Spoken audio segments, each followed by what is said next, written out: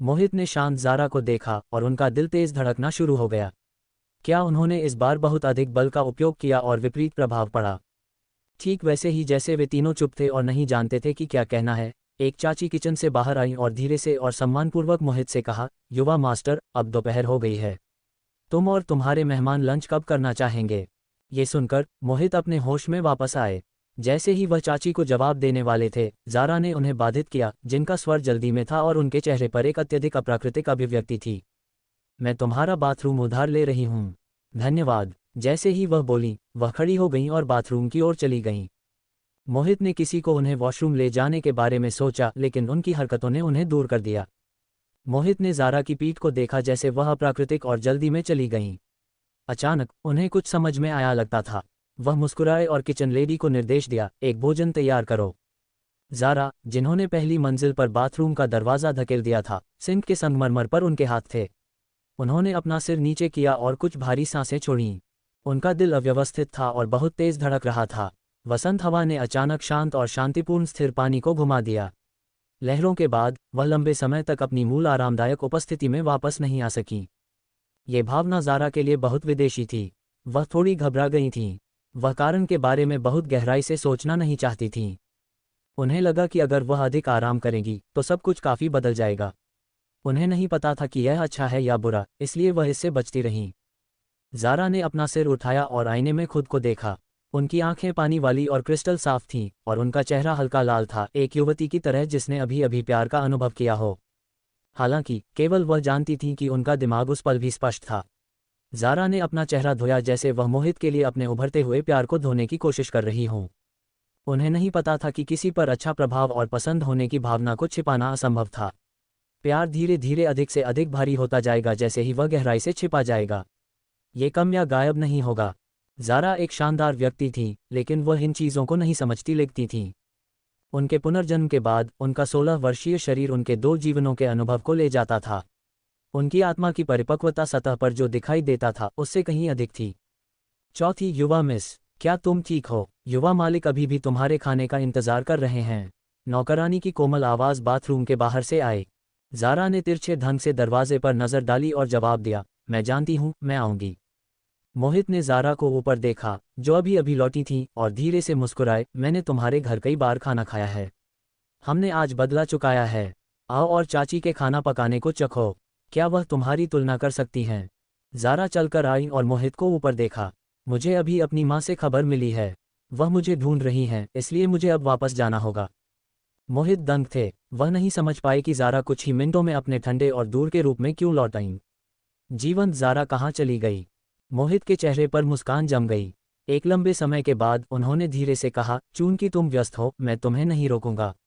मैं ड्राइवर को तुम्हें ले जाने के लिए कहूंगा। माहौल अचानक थोड़ा शांत हो गया।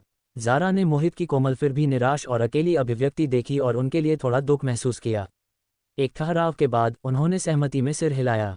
मोहित ने व्हीलचेयर को ज़ारा के पीछे चलने के लिए पैंतरेबाजी की, मोहित को उनकी चीज़ें ले जाने में मदद करने का संकेत दिया। फिर वह मुड़े और किचन लेडी को एक नज़र दी और लेडी तुरंत समझ गई और किचन में लौट गई। तुम्हें मुझे भेजने की ज़रूरत नहीं है। याद रखना कि इन कुछ दिनों में शराब मत पीना, तुम्हारा भोजन हल्का होना चाहिए। क्यूई को इन 2 दिनों में कुछ परिणाम मिलने चाहिए। ज़ारा मोहित के सामने चली और उन्होंने उदासीन अभिव्यक्ति के साथ बात की। मोहित ने सिर हिलाया, ठीक है, मैं समझता हूँ। मैं तुम्हारी बात सुनूंगा।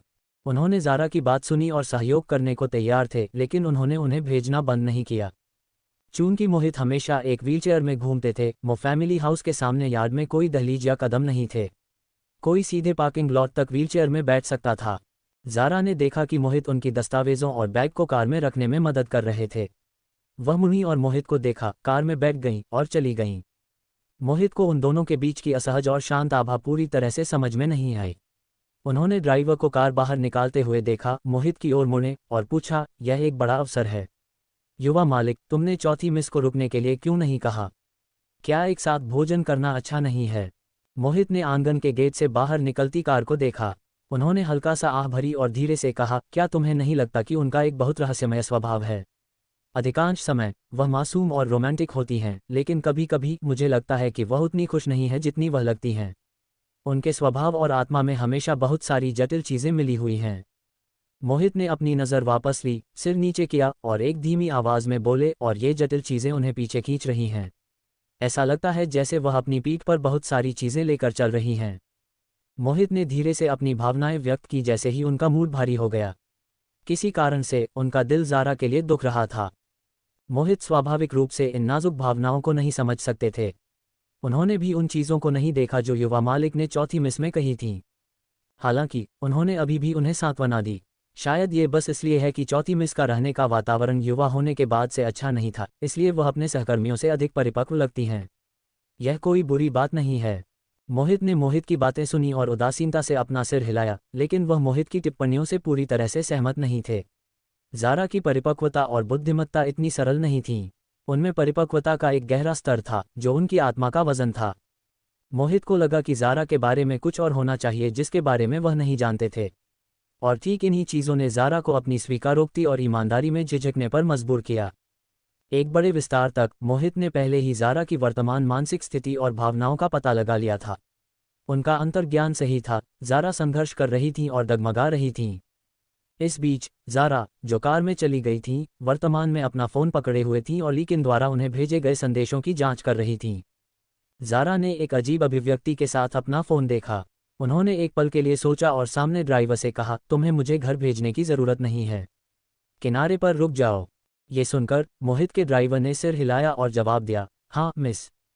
कार रुकने के बाद ज़ारा ने अपने बगल में चिकित्सा रिकॉर्ड और उपकरण को देखा और थोड़ा चिंतित महसूस किया।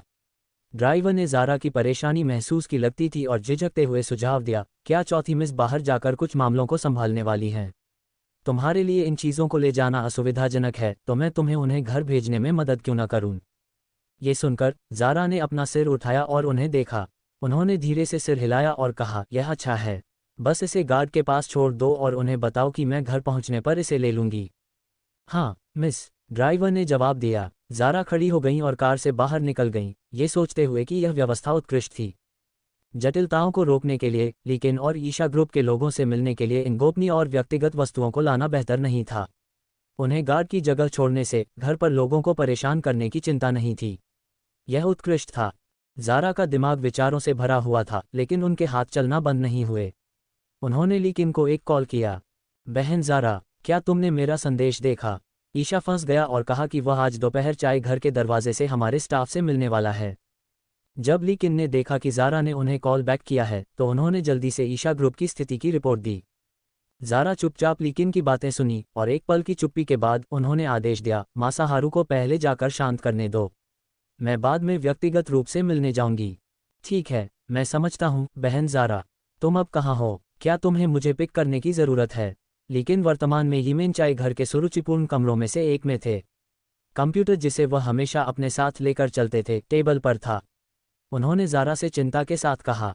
ज़ारा ने सड़क पर यातायात को देखा और इनकार किया, ज़रूरत नहीं है, मैं खुद आऊँगी। उन्होंने फ़ोन काट दिया और टैक्सी के लिए हाथ हिलाया जैसे वह बोलीं, चलो व्यावसायिक क्षेत्र चलते हैं। कार के इंजन की आवाज़ गूंजी। ज़ारा अपनी सीट पर पीछे झुकी और सोचना शुरू कर दिया कि बाद में ईशा से कैसे निपटा जाए। पिछली बार पब्लिक ओपिनियन की लड़ाई के बाद से ज़ारा का ईशा ग्रुप को छोड़ने का कोई इरादा नहीं था। ईशा का लालच अथाह था और उनका दिल और भी दुष्ट था। वह मीनेना ग्रुप को नीचे खींचना चाहते थे, जिसका व्यवसाय और प्रतिष्ठा बढ़ रहा था। स्वाभाविक रूप से ज़ारा उन्हें और ईशा को अपना रास्ता नहीं चलने देंगी। इसलिए शानदू इकोनॉमिक टाइम्स द्वारा ईशा ग्रुप पर हमला कभी नहीं रुका। ईशा ग्रुप लगभग आधे महीने तक इन नकारात्मक टिप्पणियों से दबा रहा था और जवाबी हमला नहीं कर सका। जो कोई उन पर टिप्पणी और रिपोर्ट कर रहा था, वह शानदू समाचार पत्र था, जो हमेशा सच बोलता था और उसका एक विशाल प्रभाव था। मुख्य संपादक यानान थी, आर्थिक सकल में सबसे प्रसिद्ध लेखिका। ईशा परेशानी बर्दाश्त नहीं कर सके और याजिंग को एक संदेश भेजने के लिए किसी को नहीं ढूंढ सके। उन्होंने व्यक्त किया कि वे याजिंग के साथ सहयोग करने को तैयार थे और कीमत बातचीत योग्य थी। जब तक याजिंग ईशा के साथ बातचीत करने और ईशा परिवार को अन्य लोगों के पास जाने देने के लिए यानान को आमंत्रित कर सकती थी, वे यानान को एक बहुत उदार पारिश्रमिक देने को तैयार थे। ईशा के पास कोई अन्य विकल्प नहीं था। अब उद्योग में लोग सटीकता को मानक मानते हैं। इस सप्ताह उनके कुछ व्यावसायिक सौदे सभी अप्रत्यक्ष रूप से यानान द्वारा बर्बाद कर दिए गए थे। जब अन्य कंपनियों ने पता लगाया कि वे वही कंपनियां थीं जिन्हें यानान ने इशारा किया था और आलोचना की थी, उन्होंने तुरंत उनके साथ काम करना छोड़ दिया। उद्योग में कई अन्य कंपनियों के पास उनके परिवार जैसी समान ताकत थी। उनमें से मीन एना कॉर्पोरेशन इस साल के अंधेरे घोड़े के तुलनीय था। ईशा ग्रुप के बजाय मीन एना को चुनना बेहतर नहीं होगा। वे मूर्ख नहीं थे। इसके अलावा मीन एना के जोरावर मलिक के बारे में अफवाह थी कि वह एक उत्कृष्ट प्रतिष्ठा वाला पुरुष थे। वही ईशा के विपरीत, जिनके पास बहुत अधिक गपशप थी, एक चमकता हुआ खजाना थे। Lehman tea house H city में एक बहुत प्रसिद्ध चाय घर था। खपत का स्तर कम नहीं था। यह एक ऐसी जगह थी जहां उच्च वर्ग के समाज में कई सफल लोग जाना पसंद करते थे। बेशक ये व्यवसाय बात करने के लिए भी एक उत्कृष्ट जगह थी। दूसरी मंजिल पर सुरुचिपूर्ण कमरों में कुछ बाधाएं थीं और साधारण लोग प्रवेश नहीं कर सकते थे। ईशा एक प्राइवेट रूम में पीछे बैठे थे, एक चिंतित अभिव्यक्ति के साथ उत्सुकता से इंतजार कर रहे थे। उन्होंने अपने विपरीत बैठे तथाकथित व्यंजन विभाग के प्रभारी व्यक्ति को देखा और एक गहरी आवाज में पूछा, क्या शिक्षक यानान आ जाएंगी? हमारा ईशा ग्रुप बहुत ईमानदार है। हम शिक्षक यानान के साथ खुशी से सहयोग करने की आशा करते हैं। याजिंग धीरे से मुस्कुराई और कहा, मैं सीईओ ईशा की उत्सुकता को समझती हूँ, लेकिन शिक्षक यानान बहुत व्यस्त हैं। हमने शिक्षक यानान को सूचित किया जैसे ही हमें आपके साथ काम करने का इरादा मिला। चूंकि वह सहमत हुई, वह वापस आएंगी। कृपया अधीर न हों। ईशा ने अनदेखा किए जाने से अपने दिल में गुस्सा दबाया और उनकी झुकी हुई आंखें ठंडक से भरी थीं। ईशा के बगल में बैठी थीं और याजिंग को उसी उदासीन अभिव्यक्ति के साथ देख रही थीं। उन्होंने मन ही मन सोचा, श्यानदू ने शायद इस महिला को उन्हें दूर भगाने के लिए एक ढोंग के रूप में भेजा। सहमत समय से आधा घंटा बीत चुका था। यानान एक ऐसी नहीं लगती थी जिसके पास समय का बोध न हो, इसलिए वह केवल जानबूझकर ऐसा कर रही होंगी। हालांकि श्यानदू ने उन्हें धोखा दिया था। ईशा और ईशा के पास अपने भाग्य पर त्यागने और इंतजार जारी रखने के अलावा कोई विकल्प नहीं था। उनके पास अपनी वर्तमान दुविधा को हल करने का कोई अन्य तरीका नहीं था। अगर यह स्थिति जारी रही तो ईशा ग्रुप का स्वागत और भी भयानक परिणामों से होगा। 10 मिनट बाद लीकिन ज़ारा को लेने के लिए नीचे दौड़कर आए। उन्होंने अपने सामने की सुंदर महिला को अविश्वास में देखा। क्या यह उनकी बहन ज़ारा थी? बेशक, लेकिन जानते थे कि ज़ारा एक हत्यारा हुआ करती थी, इसलिए उनके लिए खुद को छिपाने का तरीका होना स्वाभाविक था। हालांकि वह इस अपरिचित महिला पर ज़ारा का कोई निशान नहीं देख सकते थे। अगर ज़ारा ने उन्हें नमस्ते कहने की पहल नहीं की होती तो वह उन्हें नहीं पहचान पाते। ऊपर ईशा फैमिली के पिता और बेटी को तो छोड़ो। बहन ज़ारा, इसके बाद चलो एक बड़ा भोजन करते हैं, मेरा उपचार। लीकिन ने अपने सिर पर एक हुडी पहनी हुई थी और उनकी आंखें चमक रही थीं जैसे उन्होंने ज़ारा को देखा। ज़ारा ने अपनी सोने की रिम वाली चश्मे को अपनी 10 सेंटीमीटर ऊंची एड़ी पर धकेला और घमंड से कहा, ज़रूर, हम चीज़ें सुलझने के बाद इस पर बात करेंगे। उनकी गर्वित और बुद्धिमान नज़र ने लीकिन को दंग कर दिया। वह उन पर चिल्लाना चाहता था, बहन, मुझे मार डालो। उनकी बहन अद्भुत थीं। लीकिन ने ज़ारा पर नज़र डाली। जब वे दूसरी मंजिल पर थे तो उन्होंने शिकायत किए बिना नहीं रह सका, बहन ज़ारा, तुम अपने चरित्र पर बहुत केंद्रित हो। तुम्हें देखकर ही मुझे गूज़बम्प्स आ रहे हैं। ज़ारा ने उसे घूरा और थूका, दफ़ा हो जाओ। लेकिन शरारती ढंग से मुस्कुराया और उस कमरे में लौट आए जहां वह अभी थे। उन्होंने ज़ारा को ऑल द बेस्ट का इशारा किया। ज़ारा ने प्राइवेट रूम के दरवाजे को देखा और एक राहत की सांस ली। ये पहली बार था जब उन्होंने पुनर्जन्म के बाद अपने जैविक पिता को देखा था। उनके पिछले जीवन में अगर ईशा और शारदा षड्यंत्र की मुख्य साजिश करता थी तो ईशा सबसे बड़ा सहयोगी होगा। उनके बुराई के कार्य ईशा और शारदा से कम नहीं थे। जब ईशा ने ज़ारा को उनके पिछले जीवन में बंद कर दिया तो उन्होंने पहले ही ईशा के लिए सभी आशा खो दी थी। अब ईशा उनके कई दुश्मनों में से एक था। जब याजिंग ने ज़ारा के लिए क्यूबिकल दरवाज़ा खोला, ईशा उनका स्वागत करने के लिए खड़ी हो गईं। ईशा सीधे बैठा और खड़ा नहीं हुआ। ज़ारा ने ईशा पर उदासीनता से नज़र डाली। उनके चेहरे पर कोई अधिक प्रतिक्रिया नहीं थी। वह एक घमंडी और अकेली सुपर लेखिका की तरह थीं जो अपने सामने के पूंजीवादी की परवाह नहीं करती थीं। जब ईशा ने यानान को पहली बार देखा तो उनके दिल में अचानक परिचित होने की एक अजीब भावना उठी, लेकिन ये भावना जल्दी से गायब हो गई क्योंकि याजिंग ने पहले ही उनका और उनके पिता का परिचय उन्हें कराना शुरू कर दिया था। शिक्षक यानान, ये सीईओ ईशा हैं। ये सीईओ ईशा की बेटी मिस ईशा हैं, याजिंग ने ज़ारा से सम्मानपूर्वक कहा। ईशा ने जल्दी से प्रतिक्रिया दी और 2 कदम आगे बढ़ी, यानान पर मुस्कुराईं। नमस्ते शिक्षक यानान, आपके व्यस्त शेड्यूल से समय निकालने और हमारे ईशा ग्रुप के सुझाव और ईमानदारी को सुनने के लिए धन्यवाद। ओह, क्या सुझाव? ज़ारा ने अपना उत्कृष्ट शनेल हैंडबैग नीचे रखा, अपने चश्मे ठीक किए और रुचि रखने का ढोंग किया। ईशा, दूसरी ओर का ईक्यू अत्यधिक उच्च था। एक गहरी हंसी का ढोंग करने के बाद वह अपनी कुर्सी पर वापस बैठ गईं और हाथ उठाया, ज़ारा को ईशा को देखने का संकेत दिया। यह मेरे पिता हैं, ईशा ग्रुप के प्रभारी एकमात्र व्यक्ति। शिक्षक यान आन से मिलने के लिए उनका यहाँ होना हमारी ईमानदारी दिखाने के लिए पर्याप्त है। जहाँ तक मैंने उल्लेख किया है उस सुझाव की बात है, मेरे पिताजी को शिक्षक यान आन को समझाने दीजिए। बस कुछ शब्दों के साथ ईशा ने ईशा का स्थान ऊंचा कर दिया था, जैसे वे शांदू और यानान से भीख मांगने और उन्हें दया दिखाने के लिए यहाँ नहीं थे। ज़ारा को यह मज़ेदार लगा, लेकिन उन्होंने ईशा को उजागर नहीं किया। इसके बजाय उन्होंने केवल एक फीकी मुस्कान के साथ कहा, ओह, अगर तुमने मेरा परिचय इस तरह नहीं कराया तो मैंने सोचा होता कि तुम उनके सेक्रेटरी हो। जैसे ही वह बोली, उन्होंने याजिंग पर नज़र डाली और कहा, आखिरकार किसी ने भी इतने महत्वपूर्ण मामले पर चर्चा करने के लिए किसी और को नहीं लाया सिवाय अपनी बेटी के। क्या तुम्हें अजीब नहीं लगता? ये सुनकर याजिंग सिर हिलाया और मुस्कुराई, उनकी आंखें उपहास से भरी थीं। ईशा ने याजिंग की आंखों में मुस्कान समझ ली। उन्होंने यानान को नाराज करने की हिम्मत नहीं की, लेकिन उनके घमंडी दिल ने एक छोटे विभाग प्रमुख को उनके प्रति इतना अशिष्ट होने की अनुमति नहीं दी। उन्होंने मुस्कुराया और याजिंग को देखा। चूंकि मैं अपने परिवार में इकलौती बेटी हूँ, मैं अक्सर अपने पिताजी के पीछे चलकर स्थिति के बारे में जानने के लिए जाती हूँ। आखिरकार पूरा ईशा ग्रुप भविष्य में मेरा होगा। मैं कुछ मेहनत क्यों नहीं करूँगी? मिस याजिंग के विपरीत उनका काम सरल है और उन्हें कुछ हजार युआन का वेतन पाने के लिए पूरे दिन कुछ नहीं करना पड़ता। यह इतना आसान है कि यह लोगों को ईर्ष्यालु बनाता है। याजिंग ईशा की आवाज़ में व्यंग्य कैसे नहीं सुन सकती थी। हालांकि उन्होंने परवाह नहीं की। यानान के सामने ईशा फैमिली की केवल एक बेटी मौखिक रूप से लाभ चाहती थी। ये कैसे संभव हो सकता था? हाँ, दूसरे लोग अपनी क्षमताओं से कुछ हजार युआन का वेतन कमाते हैं। वे मिस ईशा के अच्छे पिता से तुलना नहीं कर सकते जो पैसा कमा सकते हैं। ज़ारा ने अपनी तेज गर्वित आंखें सिकुड़ी और व्यंग्य से कहा, हालांकि कोई दूसरों पर भरोसा करके नहीं जी सकता और एक छिछला और संकीर्ण जीवन नहीं जी सकता। अधिक पढ़ना और अधिक संचय करना, कुछ आंतरिक गुण होना सबसे महत्वपूर्ण चीज़ है।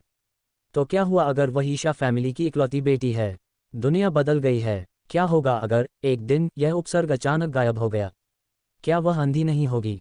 याजिंग ने ईशा के लाल चेहरे को देखा और बहुत खुश महसूस किया। यानान की तेज जबान वास्तव में योग्य थी। वह न केवल लोगों को डांटने में सक्षम थी, बल्कि वह उन्हें बिना नोटिस किए मार भी सकती थी। ईशा ने नहीं सोचा था कि ईशा फैमिली की इकलौती बेटी के रूप में उनका स्थान प्रभावशाली था। यानान ने सीधे उनकी नर्म पसलियों में चाकू घोंपना चाहा और उन्हें दर्द, घबराहट और डर महसूस करने दिया। हालांकि ईशा फैमिली बड़ी थी, उनकी नींव जैन फैमिली से तुलना नहीं की जा सकती थी। उनकी ताकत और प्रभाव भी जैन फैमिली के तुलनीय था। याजिंग नहीं समझ पाई कि ईशा इतनी अंधाधुंध घमंडी क्यों थी। क्या वह बहुत देर तक एक कुएं में मेढक रही थी और अपने परे एक बड़ा भविष्य नहीं देख सकी? ईशा को लगा जैसे वह यानान की मंद चाकू से तारानकन चाकू मार दी जाने वाली हों। उन्होंने न केवल प्राकृतिक क्षमता नहीं होने और केवल अपने परिवार पर भरोसा करना जानने के लिए उनका मजाक उड़ाया, उन्होंने उन्हें छिछली और संकीर्ण सोच वाली, बिना किसी आंतरिक ज्ञान के लिए चिढ़ाया और अंत में सीधे धमकी भी दी। वह यानान से कितनी भी डरी क्यों न हो, ईशा इसे और नहीं सह सकी। वह खड़ी होकर यानान से बहस करने वाली थी जब ईशा ने उन्हें अचानक बोलकर बाधित किया। ठीक है, शिक्षक यानान, तुम भी उद्योग में एक वरिष्ठ मास्टर हो। तुम एक छोटी लड़की से क्यों बहस करोगी? हमें शांति से पैसा कमाना चाहिए। ईशा पूरे समय यानान का अवलोकन कर रहे थे। जब उन्होंने देखा कि माहौल सही नहीं है, तो उन्होंने जल्दी से ईशा को और आगे बढ़ने और यानान को नाराज करने से रोक दिया। आज उनका एक महत्वपूर्ण मिशन था। जैसे ही वह बोले, उन्होंने अपना सिर घुमाया और ईशा को कड़ाई से देखा, उन्हें संकेत दिया कि उन्हें और परेशानी पैदा नहीं करनी चाहिए और यानान को नाराज नहीं करना चाहिए। आज के व्यवसाय की सफलता या विफलता यानान के रवैया पर निर्भर करती है। मैं देख सकता हूं कि तुम हमारे सुझाव में बहुत रुचि रखती हो, शिक्षक यानान। तो मैं सीधे बात पर आऊंगा। जैसे ही ईशा बोले, उन्होंने अचानक अपने बैग से एक फोल्डर लिया और उसे उनके बगल में मासाहारू को सौंप दिया। मुझे यकीन है कि शिक्षक यानान जानती हैं कि हमारे ईशा ग्रुप और मीन एना के बीच प्रतिस्पर्धा हमेशा बहुत भयंकर रही है। मीन एना हमारे क्षेत्र में एक उभरता सितारा है। उनकी नींव कमज़ोर है और वह हमारे नेता बनने के योग्य नहीं हैं। मुझे लगता है कि पहले हमारी थोड़ी गलतफहमी थी। पिछली बार शानदू ने मीन एना के लिए बात क्यों की, इसका कारण ये था कि उन्होंने उन्हें धोखा दिया था। इस दस्तावेज में वह सच्चाई शामिल है जिसकी मैंने बहुत कोशिश से जांच की है। मीन एना उद्योग में एक परजीवी है जिसने हर तरह के गंदे काम किए हैं। उन्होंने अनगिनत उपभोक्ताओं को धोखा दिया है और यहाँ तक कि उद्योग में अपने सहकर्मियों पर हमला करने के लिए अनैतिक साधनों का उपयोग भी किया है। मैं जानती हूँ कि शानदू ने हमेशा सबसे सच्ची खबर का पीछा किया है। मैं सच बोलने में तुम्हारे साहस की प्रशंसा करती हूँ। चूंकि मीन एना असहनीय है, तो हम क्यों नहीं एक साथ काम करके उसकी पाखंड को उखाड़ फेंकते हैं। यह एक सिटी की अर्थव्यवस्था और व्यावसायिक सकल की भलाई के लिए है, ये धार्मिकता का सबसे अच्छा कार्य है। ईशा भावुकता से बोले, अगर ज़ारा नहीं जानती कि वह किस तरह के व्यक्ति थे तो वह शायद उनकी कुतर्क और झूठ से मंत्रमुग्ध हो जाती। ज़ारा ने ईशा द्वारा सौंपे गए फोल्डर को पलटा और हैरान थी। उन्हें उम्मीद नहीं थी कि ईशा मीन एना को नष्ट करने के लिए इतना अधिक प्रयास करेंगे। यह अब सीधा सादा व्यावसायिक ईर्ष्या और आंतरिक झगड़ा नहीं था, बल्कि एक वास्तविक काले दिल वाला और निर्दयी व्यक्ति था। वह उनके माता पिता को मारना चाहता था। सौभाग्य से उन्हें बीच रास्ते में इस क्रूर योजना को रोकने के लिए दूरदर्शिता मिली थी। ईशा ने देखा कि यानान का हाथ रुक गया और हंसने का ढोंग किया। बेशक, मैं अपनी स्वार्थपरता को अस्वीकार नहीं करूंगा। मैं श्यानदू के हाथ का उपयोग ईशा ग्रुप को आगे बढ़ाने के लिए चाहता हूं। ज़ारा हंस पड़ी और सही समय पर ईशा की चापलूसी की। सीओ ईशा, तुम एक सीधे सादे व्यक्ति हो। तुम एक खुले व्यक्ति हो। हा हा हा हा, ईशा ने ये सुनकर जोर से हंसे। यानान, तुम भी एक मनमौजी व्यक्ति हो। प्लान के पीछे देखो। ज़ारा ने टिप्पणी नहीं की और शांत ढंग से अंत तक पलटा। जब उन्होंने ईशा ग्रुप उन्हें देंगे उस विशाल पारिश्रमिक को देखा तो वह हल्की हैरान थीं। ईशा इतने उदार थे, लेकिन वह अच्छी तरह से योजना भी बना रहे थे। ईशा ने कभी अपने साथियों के साथ दुर्व्यवहार नहीं किया। इस मामले पर जब तक शिक्षक यानान सहमत होती हैं, हम तुरंत कॉन्ट्रैक्ट पर हस्ताक्षर करेंगे। हम तुम्हें पारिश्रमिक का भुगतान भी करेंगे, इसलिए चिंता मत करो। ईशा ने सीधे होने का ढोंग करते हुए कहा। ज़ारा ने एक हल्की उत्सुक अभिव्यक्ति के साथ उन्हें देखते हुए हंस पड़ी। उन्हें स्वीकार करना पड़ा कि ईशा की योजना अच्छी तरह से सोची गई थी। अगर यह वह नहीं होती जो आ जाती, बल्कि शानदू से कोई और होता, तो वे शायद इस काफ़ी प्रलोभन का विरोध नहीं कर पाते। कौन सा पारिश्रमिक? ये केवल उनका मुंह और कलम बंद करने के लिए एक रिश्वत थी। जीत जीत सहयोग क्या है?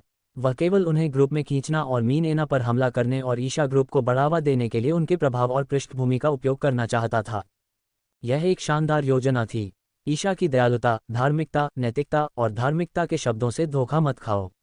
वास्तव में वह केवल एक कचरा था जो अपनी लालच और साजिशों को ढकने में अच्छा था। उन्होंने यहाँ तक सोचा कि वह शानदार थे और दूसरे उनकी विभिन्न चालों और बुराई विचारों को नहीं देख सकते थे। ज़ारा के तेज दिमाग ने ईशा की योजना का जल्दी से विश्लेषण किया।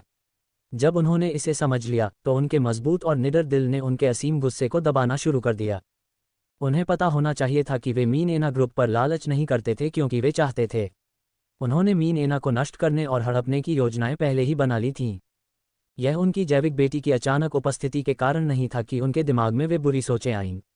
उनके पिछले जीवन में ज़ैन फैमिली की गोद ली हुई बेटी के रूप में उनकी पहचान केवल उन तरीकों में से एक थी जिनका उन्होंने मीन एना के खिलाफ साजिश करने के लिए उपयोग किया था। ये सोचना कि वह इतनी रोमांचित थीं कि उन्हें अपना अंतिम घर मिल गया था, सब कुछ केवल उनका भ्रम था। यहाँ तक कि ईशा ग्रुप में मीन एना को निगलने की जंगली महत्वाकांक्षा उनके कारण भी नहीं थी। ईशा फैमिली की नज़रों में वह शुरुआत से अंत तक कभी महत्वपूर्ण नहीं थी। वह बस एक सस्ता हथियार थी जिसे उन्होंने निराशा में अपनी जान दांव पर लगाकर उन लोगों के दिल में घोंपा था जो उनकी परवाह करते थे। ज़ारा का दिल इतना ठंडा था कि उन्हें दर्द हुआ। उन्होंने एक आवश्यक विवरण उजागर किया था जिसे वह पहले अनदेखा कर रही थीं। ईशा ग्रुप ने कभी स्थिति के अनुसार कार्य नहीं किया था। वे लंबे समय से साजिश रच रहे थे।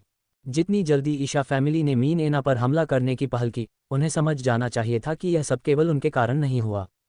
शिक्षक यानान क्या सोचती हैं? ये देखकर कि ज़ारा चुप रहीं और उनके सवाल का जवाब नहीं दिया, ईशा ने उत्सुकता से पूछने की कोशिश की। ज़ारा ने अपनी जटिल भावनाओं को सुलझाया और ईशा को ठंडे तरीके से देखा। उन्होंने अपने हाथ में फोल्डर टेबल पर फेंक दिया और एक शांत लेकिन हल्के ठंडे स्वर में कहा, चूंकि चेयरमैन ईशा इतने ईमानदार हैं तो मैं सीधे बात पर आऊंगी। यानान, ईशा ने अपना हाथ उठाया और हल्के से मुस्कुराया। शिक्षक यानान, तुम बोल सकती हो। चेयरमैन ईशा, क्या तुम्हें लगता है कि तुम इस छोटे से पैसे और कमियों से भरे पत्र से पूरे श्यानदू क्लब को रिश्वत देकर तुम्हारा समर्थन करवा सकते हो? क्या तुम शरीर की नाजुकता को बहुत कम नहीं आंक रहे हो? तुम कहते हो कि तुम कंपनी की संस्कृति की सराहना करते हो लेकिन इसे बिल्कुल नहीं समझते लगते। जैसे ही ज़ारा बोली, उन्होंने धीरे से अपना चश्मा ऊपर धकेला। ईशा को केवल महसूस हुआ कि यानान की आंखें उनके चश्मे के पीछे जहर से भरी थीं जो खून देखने पर किसी का गला बंद कर सकती थीं। उन्हें निशाना बनाए जाने के बाद उनका शरीर ठंडा होना शुरू हो गया। मैंने हमेशा विश्वास किया है कि हम सच बोलते हैं, लेकिन वह वास्तविक सच्चाई होनी चाहिए और केवल एक तरफा बयान नहीं। क्या तुम समझते हो? तुम्हारे शब्द वास्तव में भावुक थे और तुम्हारा नारा भी जोरदार था, लेकिन ये क्या था? हम श्यानदू क्या पा सकते हैं? केवल तुम्हारी थोड़ी सी चुप्पी रखने के पैसे के आधार पर। ज़ारा टेबल के करीब झुकी और ईशा से गंभीरता से पूछा। उनके सवालों ने ईशा को दंग कर दिया। उन्होंने ज़ारा को ठंडे तरीके से घूरा और समझाने वाले थे जब ज़ारा ने उन्हें फिर से बाधित किया। चेयरमैन ईशा, क्या तुम्हें लगता है कि हमारा ब्रांड इतना सस्ता है? तुम केवल इस छोटे से पैसे और अपने खाली शब्दों और वादों के साथ मुझसे बातचीत करने की हिम्मत कैसे करते हो? ज़ारा ने जोड़ा, उनकी आंखों में व्यंग्य को छिपाना असंभव था। यानान, ईशा ने त्योरी चढ़ाई और ठंडे तरीके से कहा, तो शिक्षक यानान का मतलब है कि बातचीत के लिए कोई जगह नहीं है। ज़ारा ने उन्हें शांत ढंग से देखा और कुछ नहीं कहा। उन्होंने यहाँ तक कि खुद के लिए एक कप चाय डाली और धीरे धीरे उसे पिया। ईशा इस तथाकथित शिक्षक यानान का अवलोकन कर रही थीं।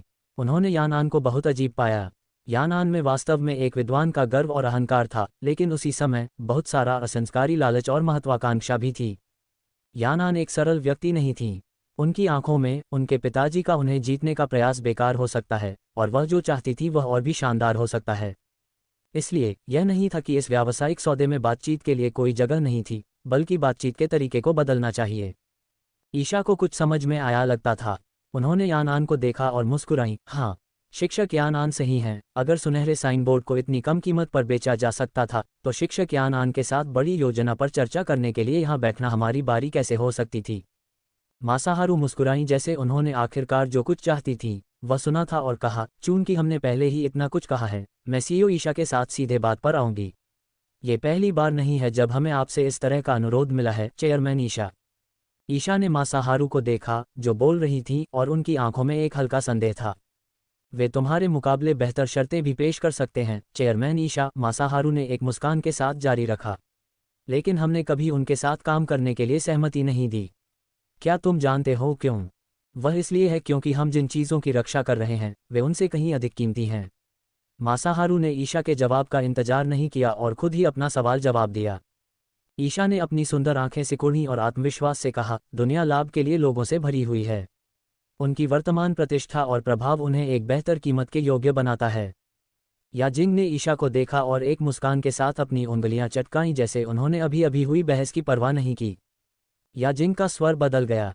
बेशक, हम इस बात से इनकार नहीं कर सकते कि एक आइटम जितना दुर्लभ और मूल्यवान होता है, अंत में वह अच्छी कीमत पर बिकता है।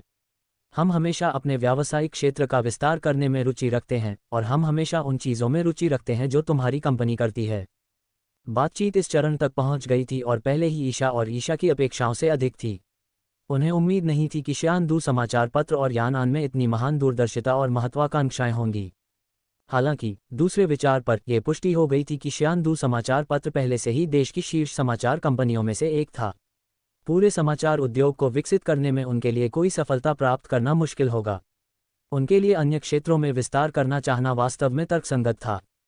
तो तुम सभी का क्या मतलब है? ईशा एक पल के लिए शांत थे।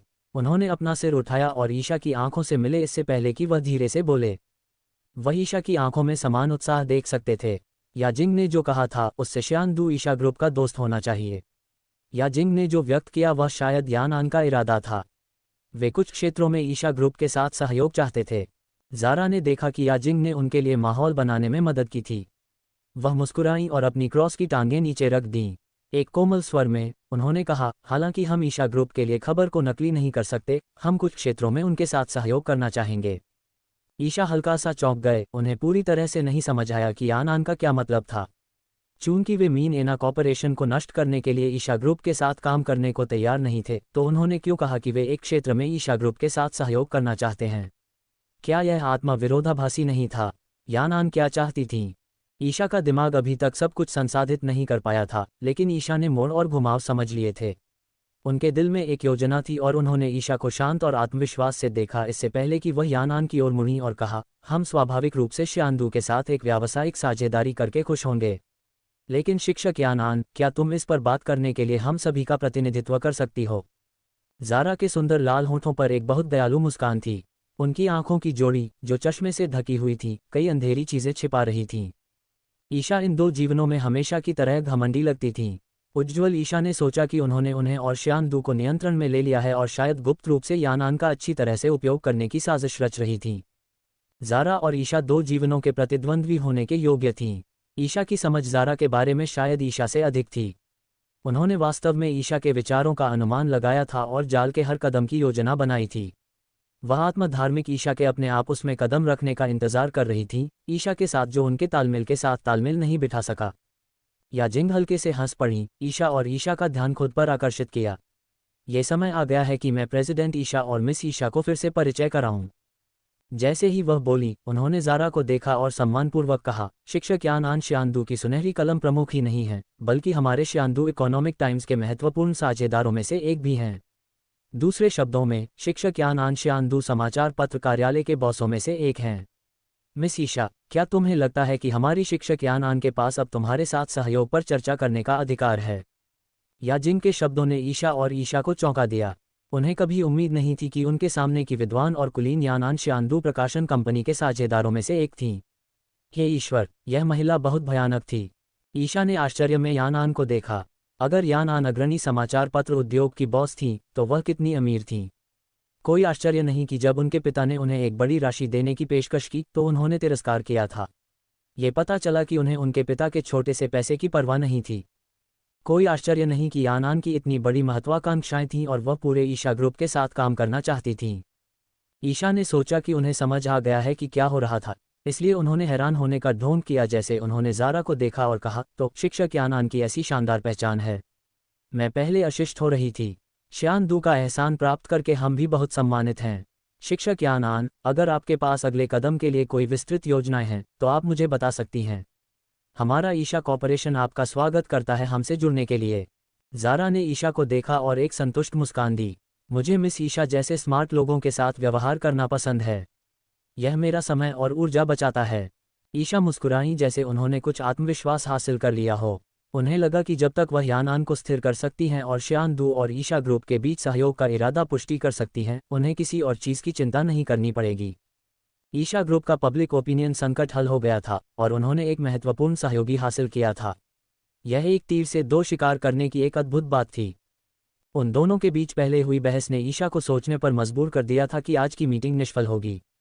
किसने सोचा होगा कि चीज़ें इतना बड़ा मोड़ लेंगी। ऐसा लग रहा था जैसे सब कुछ ईशा ग्रुप के लिए तय किया गया था और उनके दिल का पालन कर रहा था। ये देखकर कि स्थिति अच्छी तरह से चल रही थी, मासाहारू ने शांत ढंग से अपने बैग से एक सहयोग प्रस्ताव लिया और उसे ईशा को सौंप दिया। वह मुस्कुराई, मुझे उम्मीद नहीं थी कि मिस ईशा इतनी सीधी और बुद्धिमान व्यक्ति होंगी। मैं आज केवल सहयोग के लिए एक इरादा पत्र का मसौदा लाई हूँ। सामग्री अभी भी काफ़ी कच्ची है, तुम पहले देख सकती हो। ये बस ऐसा होता है कि शिक्षक यानान और सीईओ ईशा दोनों आज यहाँ हैं। चलो देखते हैं कि क्या हमें कुछ जोड़ने या चर्चा करने की ज़रूरत है ताकि हम सीधे बातचीत कर सकें। ईशा ये सुनकर चौंक गईं, लेकिन उन्होंने जल्दी से ठीक हो गए। उन्होंने एक फीकी मुस्कान के साथ ईशा पर नज़र डाली और शांत होने का ढोंग किया। जैसे उन्होंने इरादा पत्र लिया और उसे अपने सामने रखा। ईशा एक अनुभवी व्यापारी थे जो व्यावसायिक दुनिया में कई सालों से थे। उन्हें लगा कि कुछ गलत है। चीज़ें बहुत तेज़ी से और बहुत सहजता से विकसित हो रही थीं। ये समझौते पर पहुंचने के सामान्य व्यावसायिक इरादों के साथ थोड़ा असंगत था। ईशा हंसे और कहा, शिक्षक यानान एक स्पष्ट व्यक्ति हैं, लेकिन भविष्य में अनावश्यक नुकसान और गलतफहमी से बचने के लिए हमारे लिए धीरे धीरे काम करना सबसे अच्छा है।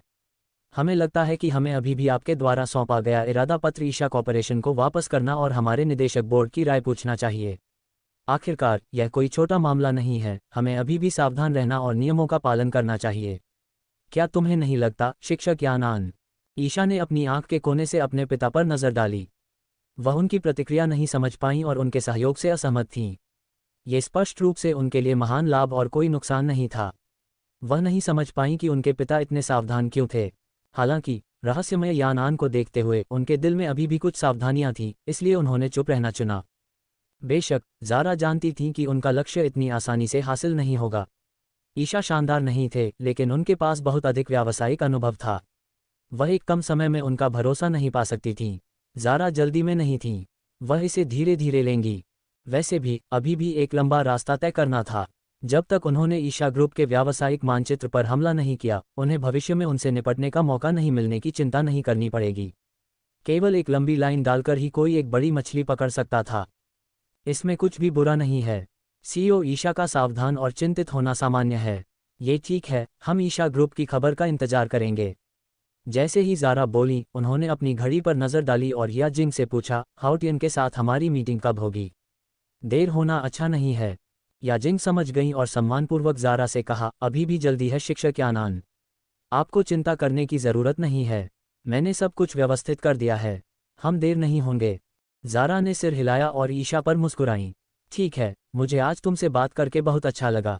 चूंकि हमारा काम हो गया है, चलो अपने रास्ते चलते हैं। आखिरकार सभी का समय कीमती है। ईशा ने सख्ती से अपना सिर हिलाया। हाँ, शिक्षक यान का समय स्वाभाविक रूप से कीमती है। हमें भी वापस जाना है। ये सुनकर ज़ारा खड़ी हो गई और अपने दाहिने हाथ से अपना बैग उठाया। वह मुस्कुराई और कहा, वैसे सबसे अच्छा होगा अगर तुम हमें जल्द से जल्द जवाब दो। ज़ारा के खड़े होने के बाद ईशा भी जल्दी से खड़े हो गए। उन्होंने यहाँ तक कि ज़ारा की ओर कुछ कदम आगे बढ़ाए। ठीक वैसे ही जैसे वह उनका हाथ मिलाने और उन्हें विदाई देने वाले थे, उन्होंने ज़ारा का परवाह भरा रिमाइंडर सुना। ईशा का उठा हुआ हाथ रुक गया इससे पहले कि उन्होंने धीरे से जवाब दिया, ठीक है, हम तुम्हें जल्द से जल्द एक जवाब देंगे। ज़ारा ने सिर हिलाया। उन्होंने मुड़ने और जाने के दौरान ईशा के शर्मिंदा हाथ की ओर देखा भी नहीं। याजिंग अभी भी अपने भविष्य के साझेदारों की भावनाओं और चेहरे के बारे में बहुत चिंतित थीं। उन्होंने अपना हाथ उठाया और ईशा का हाथ मिलाया, विनम्रता से कहते हुए, तो हम पहले चलते हैं। ईशा ने हल्का सा सिर हिलाया, लेकिन उनकी आंखें उस दिशा में देख रही थीं जहां ज़ारा चली गई थीं। उनकी पीठ का दृश्य धीरे से झूल रहा था और इतना सुंदर था कि आंखों को भा रहा था। यानान एक घमंडी और आकर्षक, सुंदर लेखिका लगती थीं। वह धनी थीं, इसलिए उन्होंने अपने विद्वान स्वभाव में से कुछ भी नहीं दिखाया। उन्हें लोगों के साथ कैसे व्यवहार करना है, इस बारे में खास होना चाहिए और जैसा वह चाहती हैं, वैसा करेंगी। तो उनके टालने वाले शब्दों ने उन्हें थोड़ा नाखुश किया होगा। ईशा ने इसके बारे में सोचा और अपनी भौहें गहराई से सिकुड़ीं। पिताजी, हम पहले ही इस चरण पर हैं, प्रक्रियाओं की परवाह करने की ज़रूरत नहीं है। सबसे महत्वपूर्ण चीज़ अब हम पर श्यानदू के लगातार हमलों को खत्म करना है। ईशा ने ज़ारा और याजिंग के पूरी तरह से गायब होने के बाद ही ईशा से बात की। ईशा ने अपनी भौहें सिकुड़ीं और उन्हें देखने के लिए मुड़े। उन्होंने ठंडे तरीके से कहा, तुम क्या जानती हो, स्थिति जितनी अधिक ज़रूरी है, शत्रु के जाल में गिरने से बचने के लिए हमें उतना ही अधिक सावधान रहना चाहिए। मैं समझती हूँ कि तुम क्या कह रहे हो, लेकिन यानान को देखो, कितना अजीब और घमंडी व्यक्ति, प्रतिद्वंद्वी हमें भ्रमित करने के लिए उन्हें क्यों भेजेगा। ये बहुत ज़्यादा है। ईशा ने महसूस किया कि उनके पिता का व्यवसाय करने का तरीका बहुत रूढ़िवादी था।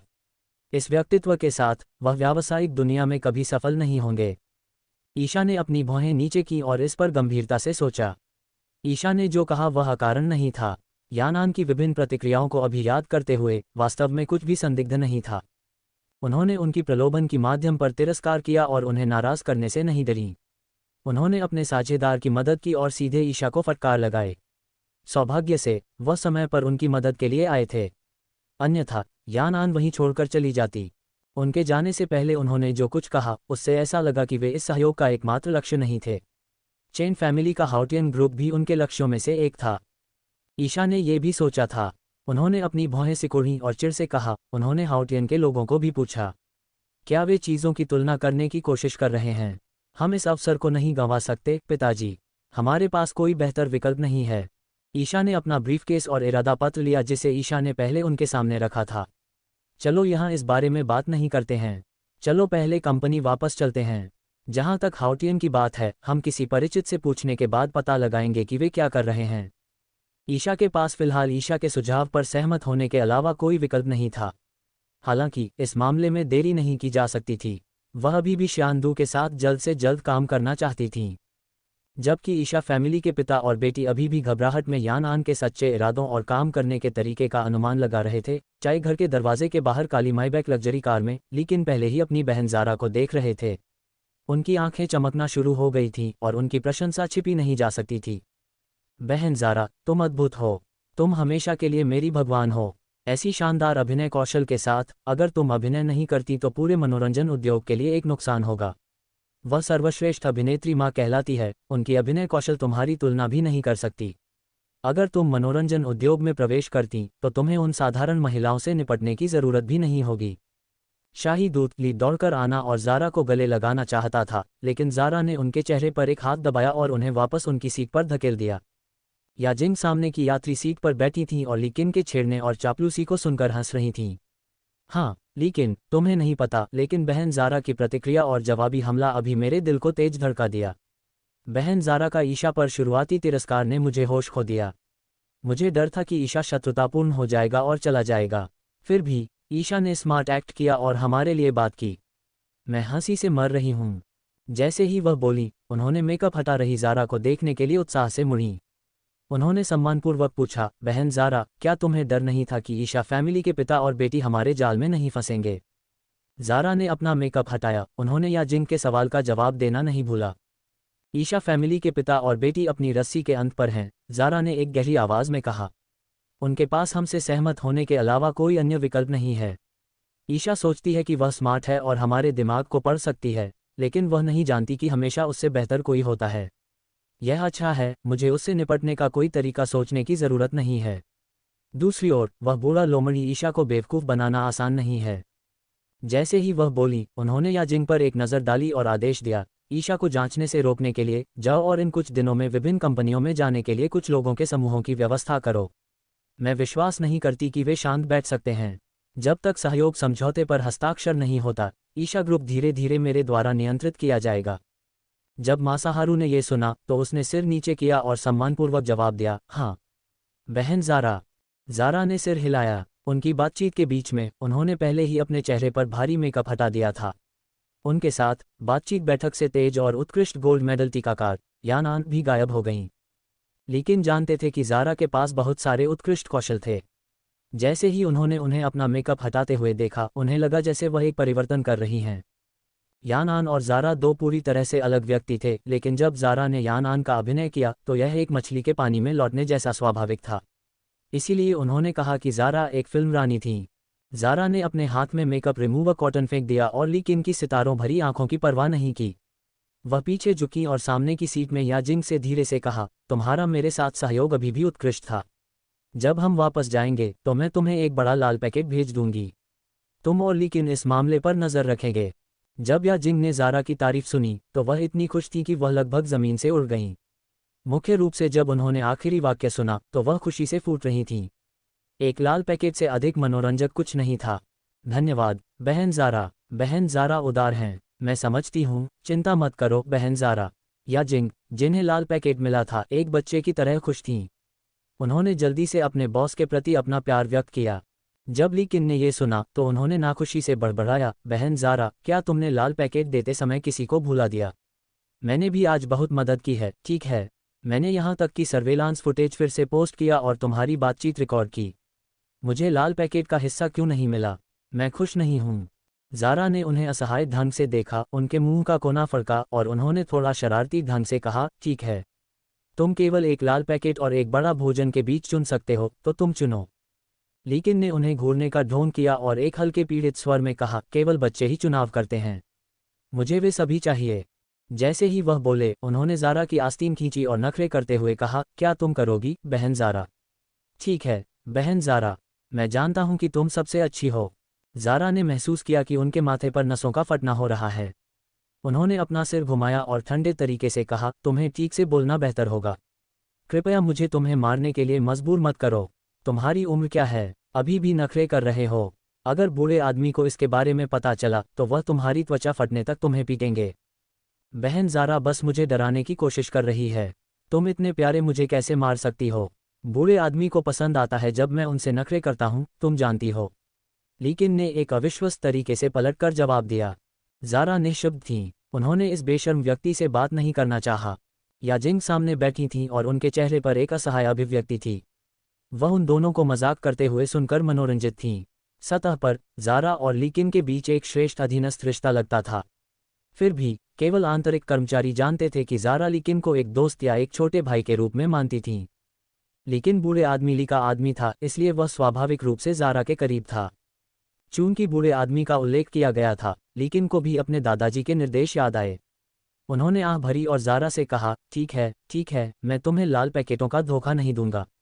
अगर तुम मुझे एक भोजन खिलाती हो तो ये ठीक होगा। दादाजी ने कहा कि उन्होंने तुम्हें लंबे समय से नहीं देखा है और तुम्हें देखना चाहते हैं। मैंने रेस्टोरेंट में एक टेबल बुक की है, लेकिन तुम्हें इसका भुगतान करना होगा। चलो बाद में जब हम खाएंगे तो उन्हें वीडियो कॉल करते हैं, वह तुम्हें याद करते हैं। ये सुनकर ज़ारा ने उस प्यारे बूढ़े आदमी के बारे में सोचा। ऐसा लगता था कि उन्होंने उन्हें लंबे समय से नहीं देखा था। उन्होंने सहमति में सिर हिलाया और कहा, ज़रूर। जब लीकिन ने देखा कि ज़ारा सहमत थीं तो वह हंस पड़े और अपना फ़ोन बाहर निकाला ताकि खेल सकें। उन्होंने पहले ही टी हाउस में बहुत समय बिताया था और ये लंच टाइम से ज़्यादा हो चुका था। उन्हें वास्तव में थोड़ा भूख लग रही थी। याजिंग ने उनकी बातचीत सुनी। उन्होंने एक पल के लिए सोचा और ज़ारा से कहा, बहन ज़ारा, मैं तुम्हें डिनर में साथ नहीं जाऊंगी, ओवर खींचो और मुझे बाहर निकलने दो। ज़ारा ने याजिंग को देखा और धीरे से कहा, चलो एक साथ चलते हैं। तुमने भी लंच नहीं किया है ना? जैसे ही याजिंग ने सुंदर और दयालु ज़ारा को देखा, उन्हें लगा कि ऐसी बॉस के लिए काम कर पाना उनके लिए एक महान सौभाग्य था। किसका बॉस इतना दयालु और समझदार था?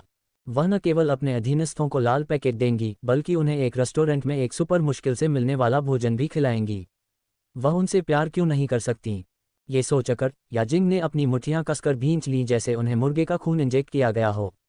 उन्हें अपने बॉस के साथ अच्छा व्यवहार करना चाहिए और अपने बॉस के लिए चाकू के पहाड़ों और आग के समुद्रों से गुजरना चाहिए। ईशा को हाउटियन ग्रुप पर एक आश्चर्यजनक हमला करने से रोकने के लिए मैं बेहतर होगा कि जल्द से जल्द किसी को वहां भेजने की व्यवस्था करूं। मैं नहीं चाहती कि वह हमें देख ले। मैं ठीक हूं बहन ज़ारा, मुझे जाने दो। ज़ारा ने याजिंग की अत्यधिक उत्साहित अभिव्यक्ति को देखा और भ्रम में सिर हिलाया। उन्होंने कंफ्यूजन में कहा, ठीक है, जाओ। खाना खाना याद रखना। माईबैक सड़क के किनारे तेजी से रुकी। लग्जरी कार के अचानक रुकने ने बहुत अधिक ध्यान आकर्षित किया। ये कार सस्ती नहीं थी। हाँ बहन ज़ारा, मैं तुमसे प्यार करती हूँ बहन ज़ारा। याजिंग ने कार का दरवाज़ा धकेल दिया और ज़ारा के लिए अपने प्यार को व्यक्त करना नहीं भूली। ज़ारा, बेशक ये खत्म हो गया। कोमल और सक्षम याजिंग किसी अजीब चीज़ से संक्रमित हो गई लगती थी।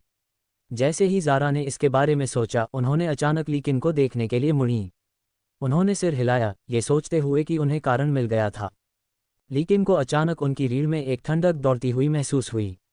वह उन्हें देखने के लिए मुड़े। बहन ज़ारा, तुम मुझे इतनी अजीब तरह से क्यों देख रही हो?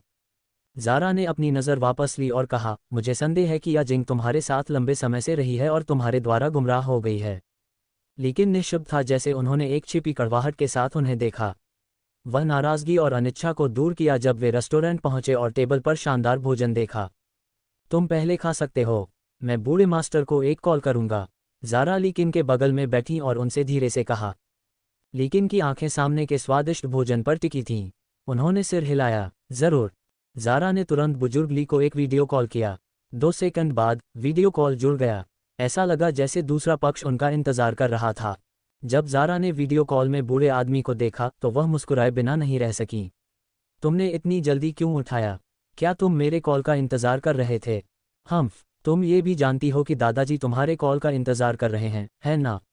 तुम निर्दयी छोटी चीज़, तुमने ये भी नहीं कहा कि तुम वापस आने और मुझसे मिलने के लिए समय ढूंढोगी, बल्कि मुझे तुम्हारे कॉल का इंतज़ार कराया। क्या तुम इतनी व्यस्त हो? तुम इतनी व्यस्त हो कि तुम्हारे पास एक फ़ोन कॉल करने का भी समय नहीं है। बूढ़े मास्टर ली जेन ने वीडियो में सुंदर ज़ारा को देखा और गुस्से से उनकी निंदा करना शुरू कर दिया। ज़ारा इस तरह के फटकारने और पीड़ित शब्दों से पहले ही परिचित थीं। यह मास्टर यश के स्वर के बहुत समान था। ज़ारा ने बूढ़े मास्टर ली पर आज्ञाकारिता से मुस्कुराया और धीरे से कहा, ठीक है, तुम जानती हो कि मैं हाल ही में अन्य चीज़ों में व्यस्त रही हूँ। क्या तुम नखरे करना बंद कर सकती हो? नखरे कौन कर रहा है? मैंने नहीं किया। तुम बदबूदार लड़की, किसी ने भी पहले कभी मुझसे इस तरह के अनादरपूर्ण तरीके से बात करने की हिम्मत नहीं की, केवल तुम हिम्मत करती हो। जब ली जेन ने ये सुना तो उनकी आवाज़ आकाश तक उठ गई। ज़ारा और ली जेन ने लीकिन के शब्द सुनकर तुरंत झगड़ा बंद कर दिया। ज़ारा ने अपना सिर झुका लिया और उन पर आंखें से कुढ़ीं, लेकिन उन्होंने कुछ नहीं कहा। लीकिन ने देखा कि स्थिति अच्छी नहीं थी और अपराधी महसूस करते हुए जोड़ा, क्या मैं गलत हूँ? दादाजी एक बूढ़े बच्चे हैं और अगर वह शरारती हैं तो ये ठीक है, लेकिन बहन ज़ारा, तुमने उनसे लड़ाई की। अगर तुम दोनों बच्चे नहीं हो तो तुम क्या हो? लीकिन के खंडन में कुछ गलत नहीं था। ली जेन और ज़ारा का रिश्ता झगड़ालू प्रेमियों की एक जोड़ी जैसा था। एक बुजुर्गों का सम्मान नहीं करता था, जबकि दूसरा युवाओं की परवाह नहीं करता था। हालांकि उन्होंने एक उत्कृष्ट रिश्ता बनाया था जो एक दूसरे का पूरक था। ली जेन का एक उच्च स्थान और शक्ति थी। उन्होंने विलासिता और धन का जीवन जिया था, लेकिन उनके बगल में ज़ारा जैसा एक विशेष मामला कभी नहीं था। ज़ारा उनसे नहीं डरती थीं, वह केवल अपने दिल में उनका सम्मान करती थीं। आमतौर पर उन्होंने ऐसा अभिनय किया जैसे वह ली जेन के करीब थीं और उनके साथ मिलकर रहती थीं। वे दोनों एक वास्तविक दादा और पोती की तरह थे। ली जेन ज़ारा के लिए आधे शिक्षक थे, उन्हें आधा मुक्केबाजी मास्टर माना जा सकता था। बूढ़े मास्टर ली जेन भारत की सेना के विशेष श्रेणी के युद्ध बल के एक सेवानिवृत्त अधिकारी थे। भले ही उनकी उम्र पहले ही लगभग 70 साल थी, फिर भी उनके हाथों में महान शक्ति थी। वह बड़े शॉट थे जो एक शब्द से पूरी सेना को हिला सकते थे। मुझे लगता है कि तुम बदबूदार बच्चे, अगर तुम 3 दिनों तक नहीं लड़ते तो छत पर चढ़ सकते हो और टाइलें उतार सकते हो। मैं तुम्हारा दादाजी हूँ। क्या मेरे साथ इस तरह बात करना तुम्हारे लिए उचित है? ली जेन को परवाह नहीं थी कि वह फ़ोन पर हैं या नहीं। लीकिन के अनादरपूर्ण शब्द सुनकर उन्होंने तुरंत कोसा। लीकिन ने ज़ारा को कैमरा हटाने का इशारा किया। वह अपने दादाजी की झगड़ा नहीं सुनना चाहते थे। बेशक ज़ारा लीकिन पर गुस्सा नहीं होंगी। उन्होंने बूढ़े आदमी को खुश करने के लिए केवल ऐसा किया था। बूढ़े आदमी ने दशकों तक युद्ध के मैदान में खून बहाया था। उनके पास उत्कृष्ट सैन्य उपलब्धियां और महान शक्ति थी। वह बूढ़े होने पर अपने मूल राज्य में लौट आए लगते थे। उन्होंने युवा पीढ़ी के साथ अधिक से अधिक समय बिताना पसंद किया। उनके अपने शब्दों में उन्हें लगा कि वह युवा लोगों के साथ अधिक समय बिताकर अधिक युवा और ऊर्जावान थे। ज़ारा ने अपने दादाजी को देखा, जो अभी भी वीडियो कॉल में गुस्से में थे, और उनके चेहरे पर अचानक एक कमज़ोर मुस्कान दिखाई दी। उन्होंने उन्हें फुसलाया, ठीक है दादाजी, हमारे लिए एक वीडियो कॉल करना आसान नहीं है। चलो झगड़ा बंद करते हैं, ठीक है? तुम हाल ही में किस चीज़ में व्यस्त थे? जब ली जेन ने ये सुना तो उन्होंने अपनी कुछ भावनाओं को रोक दिया और धीरे से सनस की, इससे पहले कि उन्होंने कहा, तुम दोनों के साथ झगड़ा कौन कर रहा है? मैं तुम्हें एक सबक सिखा रहा हूँ। अच्छा अच्छा अच्छा, हम जानते हैं कि हम गलत थे दादाजी। कृपया उदार हों और हमें इस बार जाने दें। ज़ारा ने आज्ञाकारी होने का ढोंग करते हुए कहा। उन्हें उनसे बात करते समय बूढ़े आदमी के साथ चलना पड़ा। अपने दादाजी को चिढ़ाना मज़ेदार था, लेकिन उन्हें सावधान रहना पड़ा। ली जेन ने ज़ारा की आज्ञाकारी और खुशामदी अभिव्यक्ति को देखा और उनके चेहरे पर मुस्कान को छिपाना लगभग असंभव था। वह ज़ारा और उनके पोते पर क्यों गुस्सा होंगे? वह इन दो कीमती चीज़ों को दुलारने का इंतज़ार नहीं कर सकते थे। मैंने हाल ही में ज़्यादा कुछ नहीं किया है। वैसे छोटी ज़ारा, मैंने लीकिन से सुना है कि तुम सेंट कैपिटल यूनिवर्सिटी जाने की तैयारी कर रही हो, है ना? जैसे ही ली जेन ने ज़ारा के सवाल का जवाब दिया, उन्हें अचानक कुछ महत्वपूर्ण याद आया और जल्दी से पूछा। ज़ारा ने सिर हिलाया। हाँ दादाजी, हम 3 दिनों में सेंट कैपिटल यूनिवर्सिटी को रिपोर्ट करना शुरू करेंगे। ली जेन चौंक गए और हैरान थे। तुम स्कूल जा रही हो? तुम्हारे हाथों में प्रसिद्ध यूनिवर्सिटी से कई स्नातक प्रमाण पत्र हैं, क्या ये पर्याप्त नहीं है? इस यूनिवर्सिटी में इतना खास क्या है कि तुम जाने पर जोर दे रही हो? ज़ारा ने हल्का सा सांस छोड़ा और ली जेन से निश्चितता से कहा, मैं जा रही हूँ, मुझे जाना होगा। सेंट कैपिटल मेरे लिए कुछ खास नहीं है। जो मुझे आकर्षित करता है वह अंदर के लोग हैं। ज़ारा की ठंडी अभिव्यक्ति देखकर ली जेन पहले ही अनुमान लगा सकते थे कि इसका उनके खून के बदले से कुछ लेना देना था। उन्होंने हल्का सा आह भरी और चिंता से, ज़ारा कई विचारों और योजनाओं वाली एक बच्ची थी। जिस तरह से वह जैन फैमिली में उनकी गोद ली हुई बेटी बनने के लिए प्रवेश की, उससे ये देखा जा सकता था कि ज़ारा ने पहले ही जाने का मन बना लिया था। कोई उन्हें रोक नहीं सकता था। ली जेन ने फ़ोन पर ज़ारा को ऊपर देखा। चुप्पी के बाद उन्होंने धीरे से कहा, दादाजी के शब्दों को याद रखना। अगर तुम्हें मदद की ज़रूरत है तो तुम्हें तुरंत दादाजी को ढूंढना चाहिए, समझती हो? ज़ारा की आंखों में ठंडक अभी अभी चमकी थी। उन्होंने ली जेन पर हल्की मुस्कान दी और कहा, मैं जानती हूँ, तुमने पहले ही इसे अनगिनत बार जोर दिया है। हालांकि एक चीज़ है जो मुझे अभी तुम्हारे लिए करवाने की ज़रूरत है। जब ली जेन ने ये सुना तो वह वास्तव में रुचि रखते थे। उन्होंने खुशी से पूछा, जल्दी करो और मुझे बताओ, मैं तुम्हारी मदद कर सकता हूँ। यह मामला सीधा साधा है। सेंट कैपिटल यूनिवर्सिटी में पहले वर्ष के छात्रों के लिए हमेशा बहुत उच्च शारीरिक आवश्यकताएं रही हैं, और पहले वर्ष के छात्रों का सैन्य प्रशिक्षण हमेशा पिछले वर्षों में सबसे महत्वपूर्ण चीज़ रहा है। चूंकि ऐसा है तो हम उन्हें एक हाथ क्यों नहीं देते? जैसे ही ज़ारा बोली, उन्होंने मुस्कुराई और एक आरामदायक स्थिति ढूंढते हुए अपनी कुर्सी पर पीछे झुकीं। उन्होंने जारी रखा, दादाजी, मुझे यूनिवर्सिटी के प्रिंसिपल को सूचित करने की ज़रूरत है कि तुम नए छात्रों के सैन्य प्रशिक्षण के प्रभारी होंगे। बेशक तुम्हें व्यक्तिगत रूप से आने की ज़रूरत नहीं है। 2 दिनों के लिए कवर करने के लिए तुम्हारे सहायकों में से कोई एक पर्याप्त होगा। ली जेन को पूरी तरह से नहीं समझ आया कि ज़ारा का क्या मतलब था। उनकी उत्कृष्ट शारीरिक स्थिति के साथ किसी भी स्तर का सैन्य प्रशिक्षण बच्चों का खेल था। इसलिए ज़ारा खुद प्रशिक्षण नहीं चाहती थीं। उनके अन्य इरादे थे। ली जेन को समझ नहीं आया, इसलिए उन्होंने स्पष्ट रूप से कहा, तुमने जो चीज़ें कही हैं वे व्यवस्थित होने पर सभी छोटे मामले हैं। जो मुझे समझ नहीं आता वह ये है कि तुम क्या करने की कोशिश कर रही हो। ज़ारा हंस पड़ी और समझाया, मैं स्कूल शुरू होने पर अपने दुश्मनों को थोड़ा दबाव देना चाहती हूँ। चूंकि तुम पहले ही सहमत हो गए हो, मैं पहले से ही तुम्हारा धन्यवाद करूंगी। ज़ारा की आज्ञाकारी और कोमल मुस्कान को देखकर उनकी आंखों में गहराई में शरारत का एक भाव था। ली जेन ने असहाय ढंग से सिर हिलाया और मुस्कुराया। उन्होंने उन्हें डांटने का ढोंग किया। बदबूदार लड़की, तुम ही हो जो मुझे खुश कर सकती हो। जब मैं तुमसे कुछ भी पूछता हूँ तो तुम हकलाती हो और स्पष्ट रूप से समझाने से इनकार करती हो। ली जेन को अचानक कुछ याद आया। ये सही है, तुम लीकिन को सेंट कैपिटल यूनिवर्सिटी में कुछ अनुभव हासिल करने के लिए अपने साथ क्यों नहीं ले जाती? वह हमेशा घर में अकेले छिपा रहता है और वे सभी गंदे काम करता है। मैं उससे परेशान हूँ, उसे तुम्हारे साथ रहने दो। उसकी मार्शल आर्ट बुरी नहीं है, इसलिए अगर भविष्य में कुछ होता है तो तुम दोनों एक दूसरे की देखभाल कर सकते हो। जब लीकिन ने ये सुना तो उन्होंने कुछ असंतुष्टि के साथ कहा, दादाजी, मैं पहले ही दुनिया के शीर्ष 3 हैकर्स में से एक हूँ। तुम अभी भी क्यों सोचते हो कि मैं एक व्यक्ति हूँ जो सभी प्रकार की बकवास करता है? तुम दोहरा मानक क्यों रखते हो? मुझे बताओ, क्या तुम बहन ज़ारा के साथ जाने को तैयार हो? ली जेन ने अपनी तेज भौहें उठाईं और एक शांत आवाज़ में कहा। लीकिन का दिल फंस गया। कुछ सेकंड बाद उन्होंने आत्मसमर्पण में जवाब दिया, मैं चाहता हूँ। मैं बहन ज़ारा के साथ रहना चाहता हूँ। ली जेन ने आत्मविश्वास के साथ मुस्कुराया। तो क्या ये तय नहीं हुआ? ज़ारा ने दादा और पोते की इस जोड़ी को झगड़ते हुए देखा और असहाय ढंग से सिर हिलाया।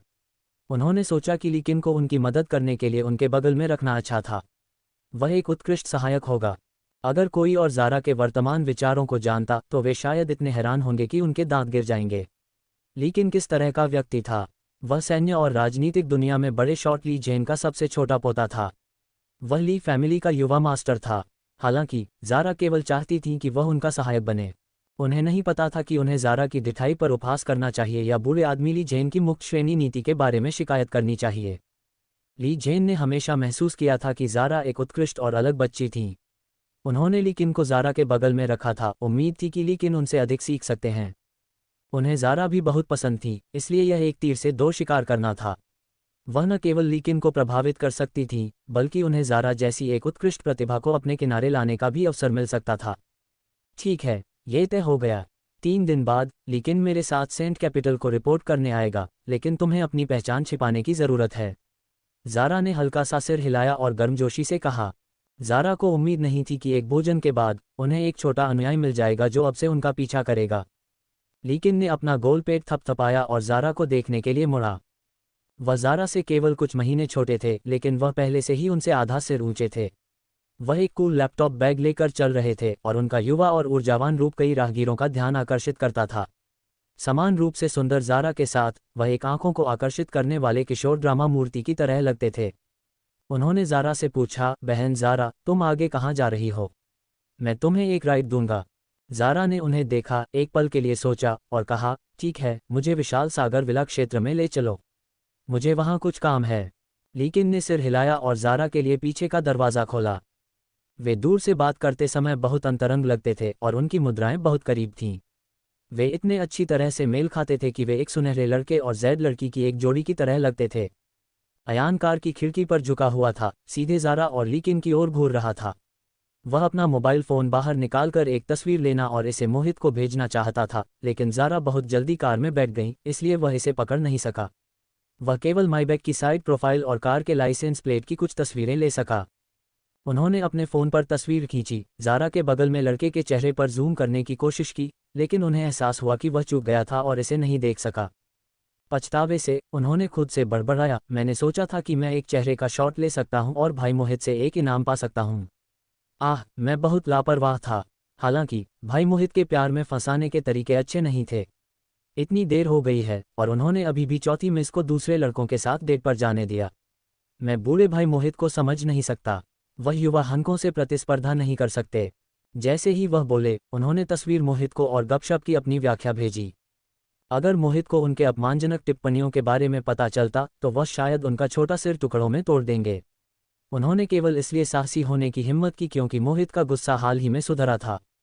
अतीत में अयान बस एक शुभंकर था जो केवल प्यारा कार्य करने और मूर्ख बनने की हिम्मत करता था, एक शुभंकर जिसका उपयोग खास तौर पर मोहित को खुश करने के लिए किया जाता था। बेशक मोहित को अपने अच्छे दोस्त से जानकारी मिली थी। उन्होंने अपने फ़ोन पर तस्वीर को देखा और अयान के यादृच्छिक विश्लेषण और गपशप की परवाह नहीं की। उन्होंने सोचा कि यह वही है जो ज़ारा ने मिसेज मलिक के साथ उनके व्यवसाय के बारे में कहा था। ये स्पष्ट है कि ज़ारा उनके साथ लंच नहीं करना चाहती थी, इसलिए उन्होंने उन्हें दूर भगाने के लिए बस एक बहाना बनाया। अंततः वह एक और पुरुष के साथ लंच करने के लिए एक रेस्टोरेंट गईं। मोहित को अपने दिल में एक अस्पष्ट गुस्सा महसूस हुआ। जब वह होश में वापस आए तो उन्होंने सोचा कि वह कुछ कारणों से ईर्ष्यालु हो रहे थे।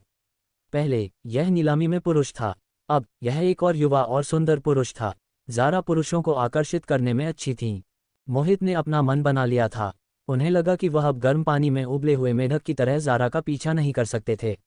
उन्हें ज़ारा पर सशक्त दवाओं का उपयोग करना पड़ा और उन्हें सकारात्मक प्रतिक्रिया देने के लिए मजबूर करना पड़ा। ये सोचते हुए मोहित ने मोहित को निर्देश दिया जैसे उन्होंने अपना सिर भी नहीं उठाया, जाओ और लाइसेंस प्लेट की जांच ध्यान से करो। मालिक की जानकारी और तस्वीर में व्यक्ति का पता लगाओ। वह जल्द ही स्कूल शुरू करेंगी। मैं उन्हें उस दिन छोड़ने जाऊंगा। हाँ, युवा मालिक, मोहित ने सिर हिलाया। दूसरी ओर मोहित ज़ारा का पीछा करने का अपना तरीका समायोजित कर रहे थे। दूसरी ओर ज़ारा को कोई अंदाज़ा नहीं था कि उन्हें अयान ने धोखा दिया था। हालांकि विशाल सागर विला क्षेत्र में घर शहर के केंद्र में डिंगचेंग डिस्ट्रिक्ट जितने अच्छे नहीं थे, ये भी बहुत पैसे के लायक एक रियल एस्टेट विकास क्षेत्र था। ज़ारा ने यश से बैग लिया और उसे देखने की भी परवाह नहीं की। कैसा है? क्या आत्मा भक्षण ब्यूरो के साथ मामला सुलझ गया है? अगर तुम्हें मेरी मदद की ज़रूरत है तो मुझे बताना। ये हो गया है, चिंता मत करो, यश ने एक मुस्कान के साथ जवाब दिया। ज़ारा ने सिर हिलाया। यह अच्छा है। यश ने ज़ारा की फीकी मुस्कान को देखा जो उनकी आंखों तक नहीं पहुंची। उन्होंने त्योरी चढ़ाई और चिंतित होकर पूछा, क्या गलत है? तुम खुश नहीं लगती। ज़ारा ने अपना सिर उठाया और यश को देखा। उनकी भौहें अचानक चिंता से सिकुड़ गईं। उन्होंने हल्का सा आह भरी और कहा, मास्टर एच सिटी कब आ सकते हैं? मुझे कुछ चिकित्सा मामले हैं जिनके बारे में मैं उनसे परामर्श करना चाहती हूँ। यश मुस्कुराए और धीरे से पूछा, क्या गलत है? क्या कोई समस्या है जिसे तुम्हारा वरिष्ठ भाई भी हल नहीं कर सकता? और यह मास्टर ही होना चाहिए। यश ने इसके बारे में सोचा और महसूस किया कि कुछ गलत था। उन्होंने पूछा, ये सही नहीं है। कौन सी चिकित्सा समस्या तुम्हें पंगु बना सकती है? तुम पवित्र युवती क्यों ही हो? अगर तुम समस्या को हल नहीं कर सकती तो और कौन कर सकता है? तो क्या समस्या है? ज़ारा ने अपनी भौहें हल्की उठाईं और यश को देखा। उन्होंने हताशा से कहा, हाँ, इसीलिए मैं मास्टर से पूछना चाहती थी। वरिष्ठ भाई, ज़ारा ने धीरे से पुकारा, लगभग यश की हड्डियों को नरम कर दिया। यश मुस्कुराया और दुलार से जवाब दिया, बोलो, उन्होंने कहा। वरिष्ठ भाई, क्या तुम भंगुर हड्डियों और तंत्रिका ऐंठन के बारे में जानते हो? उनकी हालत पहले ही देर के चरण तक पहुंच गई है और वह खड़े भी नहीं हो सकते। ज़ारा मुड़ी और उनके पीछे बेंच पर बैठी जैसे उन्होंने चिंता से कहा। यश दंग थे जब उन्होंने ये सुना। फिर उन्होंने आश्चर्य में पूछा, क्या भंगुर हड्डियां? ये बीमारी विरल है, शायद कुछ 100 मिलियन लोगों में एक नहीं होगा। तुम इस बारे में क्यों पूछ रही हो? क्या तुम्हें रुचि है? ज़ारा ने सिर हिलाया, यह मेरा एक दोस्त है। उसे एक अजीब बीमारी है और उसने इलाज ढूंढने के लिए संत घाटी चिकित्सा को ढूंढने के लिए लोगों को खींचा। मैंने इस अजीब बीमारी के बारे में प्राचीन रिकॉर्ड में पढ़ा है, लेकिन इसका कोई वास्तविक इलाज नहीं है। मेरे दिल में एक विचार है और मैं मास्टर से पूछना चाहती हूँ कि क्या ये संभव है। ज़ारा के शब्दों में काफ़ी जानकारी शामिल थी और उन्होंने ये सब ले लिया। जूनियर सिस्टर जिस दोस्त के बारे में बात कर रही थी, वह पुरुष होना चाहिए जो दूसरे दिन व्हीलचेयर में था। वह जो उनके साथ इतना विशेष व्यवहार करता था। कॉर्पोरेशन का प्रमुख मोहित। यश एच सिटी में 2 दिन रुके। स्वाभाविक रूप से उन्होंने किसी भी चीज़ का इंतजार नहीं किया था। मोहित और उनकी जूनियर सिस्टर के बीच का रिश्ता इतना अजीब रहा था कि वह हमेशा उत्सुक रहे थे। इसलिए उन्होंने किसी को जांच करने के लिए कहा। अगर उन्होंने जांच नहीं की होती तो उन्हें पता नहीं चलता, लेकिन जब उन्होंने किया तो वह चौंक गए। पुरुष जिसने जूनियर सिस्टर के साथ विशेष व्यवहार किया, वह मो फैमिली का प्रमुख मोहित था, जिसकी संपत्ति एक देश के तुलनीय थी। यश को गुप्त रूप से थोड़ी देर के लिए सदमा लगा था, लेकिन दूसरे विचार पर उन्हें यह भी लगा कि वे दोनों एक अच्छे मेल थे। यश के दिल में छोटी जूनियर सिस्टर दुनिया की सबसे अच्छी लड़की थी, जो दुनिया के सबसे अच्छे पुरुष के योग्य थी। उन्हें लगा जैसे उनके विचार भटक गए थे। यश अपने होश में वापस आए। एक ठहराव के बाद उन्होंने ज़ारा को देखा और पूछा, तो मोहित उस दिन नीलामी में संत घाटी चिकित्सा ढूंढने आए थे? नहीं, ये सही नहीं है। मुझे कहना चाहिए कि वह अपने पैरों का इलाज करने के लिए तुम्हें क्यूई ढूंढने आए थे, है ना? जिसने इस अजीब बीमारी को अनुबंधित किया है, वह मोहित है, जो इस पूरे समय व्हीलचेयर में रहा है ना? ज़ारा जानती थी कि वह अपने शानदार वरिष्ठ भाई से कुछ नहीं छिपा सकती। आह भरने के बाद उन्होंने सिर हिलाया और कहा, हाँ, मैंने उनका एक एहसान लिया है और मैं उसे वापस चुकाना चाहती हूँ। ओह, किस तरह का महान एहसान है जिसके लिए तुम्हारे जैसी एक प्रतिभाशाली डॉक्टर को इसकी भरपाई करने का एक तरीका सोचने के लिए इतना अधिक प्रयास करना पड़ेगा। जहाँ तक मुझे पता है, मोहित के पैर की चोट एक समस्या रही है जिसने मोक्लैन को 10 साल से अधिक समय तक परेशान किया है। अगर तुम उनके लिए इसे हल कर सकती हो, तो क्या तुम मोक्लैन के महान हितैषी नहीं होगी?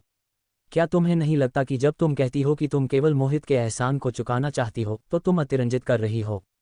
यश ने ज़ारा को हैरानी में देखा और कुछ सवाल पूछे जिनसे ज़ारा नहीं बच सकती थी।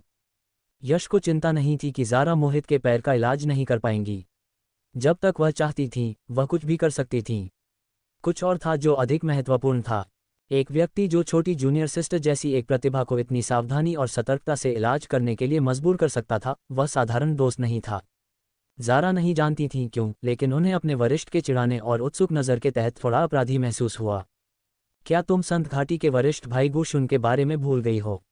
मैं अपने घाटी के लिए कुछ अच्छे कार्य जमा करना चाहती हूँ। और क्या तुम्हें नहीं लगता कि अगर हम इस मुश्किल से बीमारी का इलाज कर सकते हैं तो तुम्हें एक महान उपलब्धि की भावना नहीं होगी? यश ने उन्हें देखा और असहाय ढंग से मुस्कुराया। ऐसे बहुत सारे लोग नहीं हैं जो तुम्हें इतना सावधान कर सकते हैं जूनियर सिस्टर। तुमने अपराधी अंतरात्मा के साथ मुझसे समझाना कब शुरू किया? बस इसे स्वीकार करो, तुम अपराधी हो। क्या तुम मोहित को पसंद करती हो? ज़ारा ने अपनी आंखें उठाईं और उन्हें घूरा। जो शब्द वह खंडन करना चाहती थी वे उनके गले में फंस गए थे। थोड़ी देर बाद उन्होंने निगला और कहा, तुम क्या बकवास कर रहे हो वरिष्ठ भाई? मैं तुम्हारे साथ गंभीर हूँ। यश ने देखा कि वह उत्सुक थी और उन्हें चिढ़ाना बंद कर दिया। वह हंस पड़े और जवाब दिया, अच्छा अच्छा अच्छा। गंभीरता से, चूंकि तुम्हारे दिल में पहले से ही एक विचार है, इसे साहसी ढंग से करो। तुम्हारी ताकत के साथ क्या ये चीज़ें हाथ फैलाने जितनी आसान नहीं हैं? अगर तुम चिंतित हो तो तुम अपने विचार के बारे में अपने वरिष्ठ भाई को बता सकती हो। हालांकि वरिष्ठ भाई तुम्हारी जितना शक्तिशाली नहीं है, वह अधिक सावधान और विचारशील है।